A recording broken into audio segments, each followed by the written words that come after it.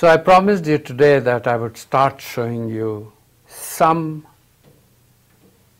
ideas of risk coming in without having formulas, without having you to worry about it explicitly. But I think it's a good idea when you start talking about investments, like you could buy a government bond and you think there's no risk, but actually there is. So things like that I have to deal with. And then I'll talk a little bit about corporate bonds, which have, the only reason I'm talking about them today is not because corporate bonds are popular all over the world, but to show you that it's not very different from government bonds, except for additional sources of risk. Okay? So we'll talk about risk and return later explicitly, but for now, in the context of loans and bonds, let's talk about interest rate risk. So think about this. Right now we are government bond, and what are we expecting? That if the government bond says coupon 30, 30, 30 and 1,000, we are expecting it to pay, right? So we are expecting what is called no default. So let's keep that risk out of the picture. But the fact of the matter is that just because I buy a government bond and because I believe it will pay for sure does not mean there is no risk. Okay, so let me just briefly cover the concept of risk. The uncertainty concerning bond values prices due to interest rate fluctuations is known as the interest rate risk of bonds. In other words, given that I have the payments fixed and the government is expected to pay for sure, the only source of risk is prices changing because the discount rate or the interest rate or the comparative cost of capital is changing. There are two types of this risk. One is called price risk and the other is called coupon reinvestment risk. I want to talk about both, and I want to give you an intuition for both. I don't want you to be too worried about trying to do the math right now, because as I said, the main focus of this class is to do value creation, and this is something I believe you need to know at a gut level. You may not need to deal with, but if you have the patience for it, it'll also give you a sense of how risk works, and I really like this stuff. So bear with me. It's cool stuff. So timeline once more, and I'm going to be a little slow on this to give you a sense of what's going on. So suppose we start with zero coupon.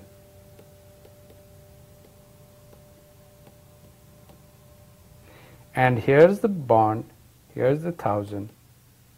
And for simplicity, let's assume it's 10 years, which actually I'll change to 20 periods. Why? Because 6 monthly compounding is built into the pricing of all bonds. Everybody got it? Okay, let's start. You buy this bond here, and let's assume its return, built-in yield to maturity, is about 1.489%. Why am I choosing this number? We just did this example, right, a while ago.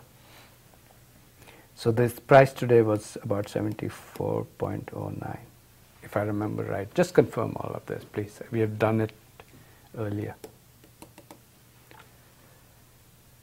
When will I surely get 1.489% per how much? 6 months. When? If I hold this bond till maturity. This is called yield to maturity. I still have some risk. Even though I get $1,000, I want to emphasize one thing. You still have some risk built in. And the reason is the inflation built into the pricing of this bond, reflected in this, is at time zero. And the actual inflation is going to be a little bit different, right, over time. That's the first point. But we are going to ignore inflation risk. We are talking about real stuff. Just talk about the $1,000 we'll get for sure. So 1.489 is the built-in return that I'll get per 6 months. First point, do I have to get exactly 1.489 every 6 months? Answer is no. And that's one of the things about yield to maturity. It is an average I'll get over 20 periods. But it could go like this, whichever way in the middle. And that's the key here, is that while time is passing, interest rates are changing. The reason I can immunize myself, and that's actually a word we use, immunize, like get a shot against changes, is by holding it till maturity, right? But meanwhile, things are bouncing around, and that's the point. Suppose after 5 years, which is about 10 periods from now, because of some financial need, I'm forced to sell this bond. Because of some financial need, I'm forced to sell this bond. You have become awesome at time traveling. Tell me, what will the bond's price be 10 years from now? Think again, pure finance. The awesomeness of finance is you time travel. Quick question, will it be something that you know for sure? No, but that has never stopped us from valuing things, right? So imagine yourself first thing at this point, and then where should you look? Past or forward? Forward. So you know that the price at time 10 periods from now, which is 5 years from now, has to be what? $1,000 divided by what? 1 plus yield to maturity raised to power what? How many periods left? 10. Question is, this number you don't know today, right? Which is this yield to maturity? At which point? At point 10. You know your yield to maturity today. It's the interest rate today you know. 10 years from now you don't. So what is this going to do? Suppose yield to maturity fluctuates and becomes greater than 1.489 per period. What will happen to the price of the bond? It'll be lower than you expect. On the other hand, interest rates are bouncing around and it's gone above or below 1.489 because inflation has dropped or whatever in expectation. What will happen to the price of the bond? It'll go up. The point is not whether it'll go up or down. The point is you do not know this standing today. You know P20. Why? Because it's 1,000.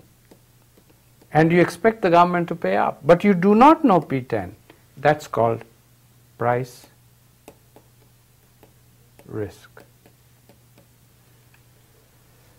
Okay, so just think about it. And I'm going to come back to the other risk in a second.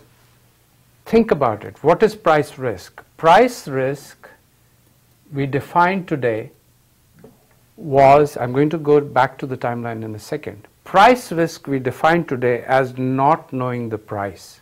So even if I have a zero coupon bond, it has price risk at all points before 20 or all points before maturity, right? Because if I have forced to sell it in the future, I don't know what the price is. So this is what happens. Price goes up if yield to maturity goes down. And the opposite is true, right? So this is called price risk. It's in every bond. It doesn't matter what bond you have. Coupon paying bond, not coupon paying bond. But suppose you now have coupon bonds, right? And just give you some flavor of risk. Remember, it is so logical. I want you to follow the logic. Don't worry about the details here. Risk is very intuitive, okay? So let me draw out the same, 20,000. And now what's happening? Every period you're getting 30 bucks. Sorry, 230. Quick first question. And think very carefully before you answer. Suppose I hold this bond till maturity. Suppose I hold this bond till maturity. And suppose the yield to maturity in this bond is 2%. Its pricing is such that the yield to maturity is 2%, right? If I hold this bond till maturity, will I get the 2% per year or per 6 months actually? It doesn't matter whether it's 2 or 5. The question is very simple. Can you calculate the yield to maturity of this bond? What do I need to tell you? The price. So suppose price today is 1,000. What is the yield to maturity? 3%. So the price today is lower, it's higher, and higher, it's lower, right? So just for simplicity, if you understand this problem better, let's make it 3%. We know that if the yield to maturity is 3%, which is exactly the coupon rate of 3%, we'll get exact face value. So let's make it very simple. You buy it for 1,000 and face value is 1,000. That's simply an artifact that the two things, coupon rate and yield to maturity, are the same. Okay? Which one of these are fixed? The $30 is fixed. Yield to maturity changes. Okay? Quick question for you. What if I hold this bond till maturity and get the 1,000? Will I have a 3% yield to maturity? And if you think about it, you are you want to say yes, but the answer is no. And the reason is this number will change in the future. It's bound to. Markets change, inflation changes. The only thing fixed is the $30, right? So it's changing. The 3% is changing over time. So why is that risky? Because imagine at 3%, what are you going to do with this $30 when you get the first 30? What are you going to do? You're going to put it under your mattress. What will you do? You'll put it in the marketplace and you think how much will it earn per period? 3%. It's called coupon reinvestment risk. Why? Because built into your thinking is when you get money and you keep it under the mattress, it's losing interest. So what are you going to invest every $30 at? 3%. But that 3% is likely to change. So what's going to happen? Even if I hold bond till maturity, which pays coupon, it has coupon reinvestment risk. Why is that? Because I do not know the future yields to maturity, and therefore I do not know how much the $30 every time I get it'll earn for me. Why is coupon reinvestment risk not in a zero coupon bond? Sounds like a silly question, right? Why is coupon reinvestment risk not in a zero coupon bond? The answer is very straightforward. If it doesn't pay a coupon, you don't have to worry about what reinvestment you're going to do. Okay? So there are two risks, and let me just finalize everything one more time, and it'll give you a sense.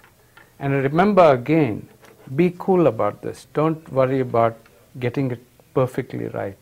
So here's the thing. You're getting $30, $1,000. Suppose I sell now at year 10. Suppose for some reason I have to sell this bond after year 10. I'll get two things. I have to worry about two things. What is the price 10? It'll be the PV of how many payments? 30.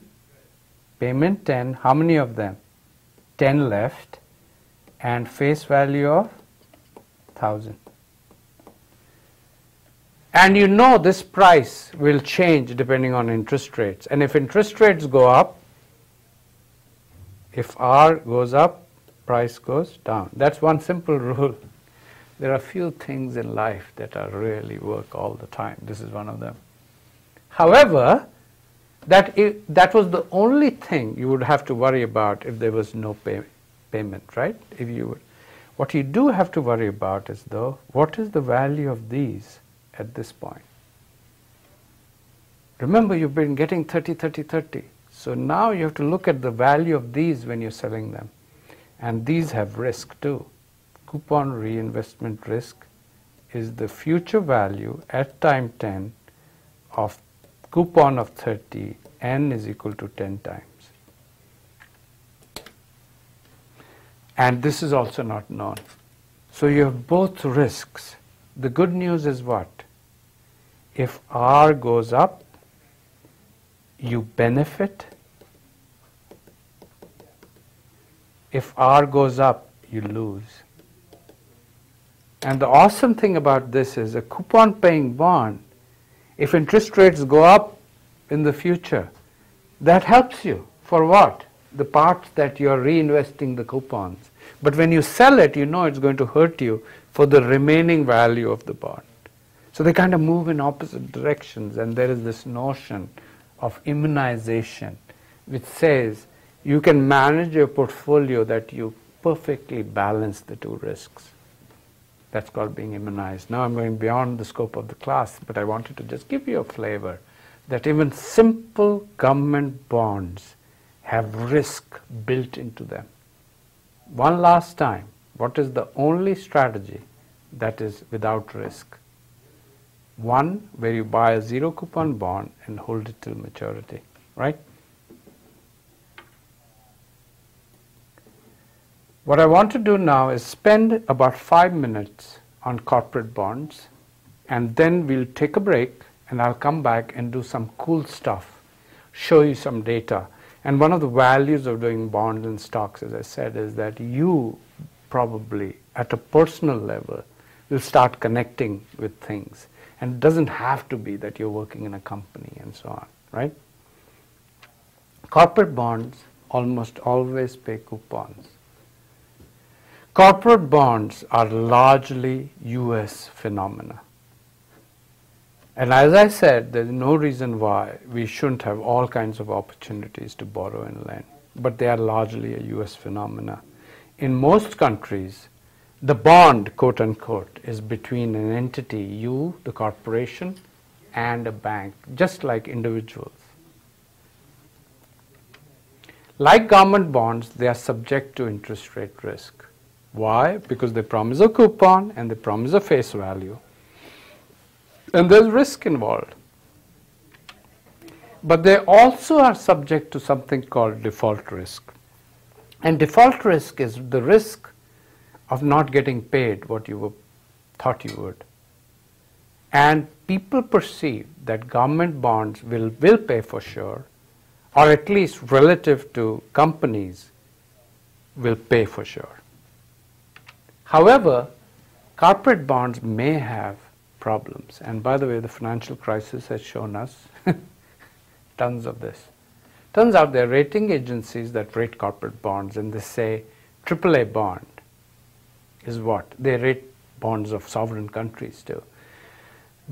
But what they say is AAA is, for example, the best kind of rating you could get, and then AA and so on and so forth. So I'm not going to go into too much detail, but the notion of rating is an outside arm's length party is trying to tell you, the investor, as what exactly is the chances of default for this bond. Very tough to predict, very tough to predict default risk. And models have been built and a lot of effort goes into it, but it's not an easy thing. One last thing, most bonds are contracts and loans, so corporate bonds are also contracts and loans. I do not want you to think that just because the word bond is used, it has to be coupon, coupon, coupon face value. Bond inherently is any loan, but most traded bonds issued by governments have coupon, coupon, coupon face value. One last question for you. Suppose you have two identical bonds, same maturities, same coupon rates, one government, one corporate. Okay? So sticking with our example, $30 every 6 months issued by a government bond or a corporate bond, and face value 1,000. Identical. Quick question for you. Which will sell for less? So I'm saying, come on guys, Corporation X, 1,000 face value, 30 every 6 months for 20 times. Government of the US doing the same. Which will sell for less? If you know the answer, you know risk. The one that will sell for less is one that you perceive will have a chances of default. Why would you pay more for something that's likely to not pay you what it promises? So the thing that will sell for less typically is a corporate bond. Not because it's a corporate bond. The name doesn't mean anything. It's just your perception of actually what is going to happen in the future. Why? Because of exactly what I just said. You perceive that all 30 plus 1,000 the government will pay, but some of the 30 and maybe the 1,000 will not be paid by the corporation. The 1,000 is likely to be more subject to default because it's so much larger. But it also depends on what situation the company is when that payment is due. Okay, so I will take a break. We have done a lot on bonds today, which was our plan, but I do not want to leave this and also next week without introducing you to real world data and how finance is just what we talked about is happening out there. So it's not, I'm not pulling things out of a hat, and that's what I love about it, is that it is everywhere. And it's only in the eye of the beholder that the difference is there.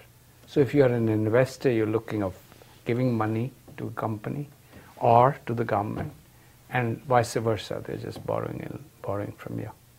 So see you in a little bit. Take a break and we'll go on the web.